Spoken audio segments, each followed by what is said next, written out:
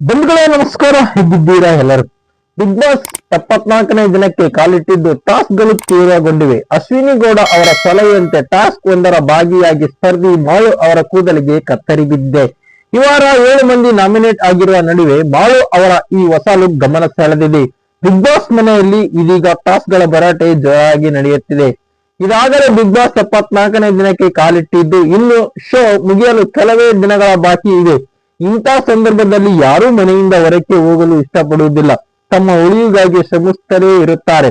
ಈ ವಾರ ಗಿಲ್ಲಿ ನಟ ರಜತ್, ಧ್ರುವನ್, ರಕ್ಷಿತಾ, ಸ್ಪಂದನ, ಅಶ್ವಿನಿ, ರಾಶಿಕಾ ಮನೆಯಿಂದ ಹೊರ ಹೋಗುವುದಕ್ಕೆ ನಾಮಿನೇಟ್ ಆಗಿದ್ದಾರೆ.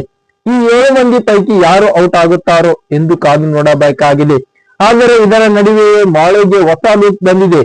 ಅವರ ಕೂದಲಿಗೆ ಕತ್ತರಿ ಬಿದ್ದಿದೆ. ಅಶ್ವಿನಿ ಗೌಡ ಅವರ ಮಾತಿಗೆ ಮೇರೆಗೆ ಈ ಕಟಿಂಗ್ ಮಾಡಲಾಗಿದೆ.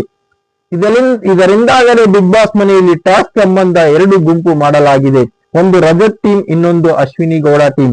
ರಜತ್ ಅವರ ಗುಂಪಿನಲ್ಲಿ ಧನುಷ್, ಗಿಲ್ಲಿ, ಕಾವ್ಯ, ರಘು ಹಾಗೂ ರಾಶಿಕಾ, ಕಾವ್ಯ ಇದ್ದು ಬಾಕಿ ಇರುವ ಸ್ಪರ್ಧಿಗಳು ಅಶ್ವಿನಿ ಗೌಡ ಗುಂಪಿನಲ್ಲಿ ಇದ್ದಾರೆ. ಒಂದು ಗುಂಪಿನಲ್ಲಿ ಸ್ಪರ್ಧಿಗಳನ್ನು ವಿಲನ್ ಮಾಡಲಾಗಿದೆ.